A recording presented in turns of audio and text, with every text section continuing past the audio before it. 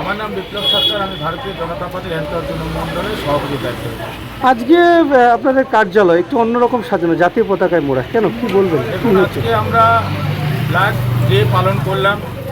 আজকের দিনে 2019 সালে 14ই ফেব্রুয়ারি পাকিস্তানের মদকে যেভাবে ভারতীয় সেনাদের উপর আক্রমণ করা হয় এবং যার ফলে আমাদের 40 জন সেনা শহীদ হয়, তাই এই দিনটিকে আমাদের মোদিজি ব্ল্যাক ডে হিসাবে পালন করে।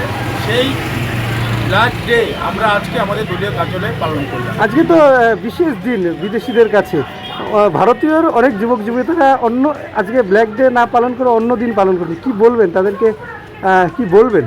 দেখুন, আমাদের ভারতীয় সংস্কৃতি আলাদা, বিদেশিদের সংস্কৃতি আলাদা। ভারতীয়রা যারা ভারত মায়ের বীর সন্তান, যারা ভারতকে রক্ষার জন্য নিজের প্রাণ বলি দিয়েছে, তাই তাদেরকে স্মরণ করে আমরা আজকে ব্ল্যাক ডে পালন করি।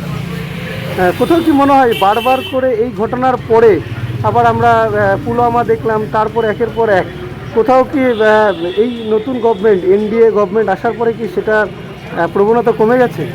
দেখুন, আমাদের ভারত সরকার, মোদিজি সরকার আসার পরে অনেকটাই কমে গেছে।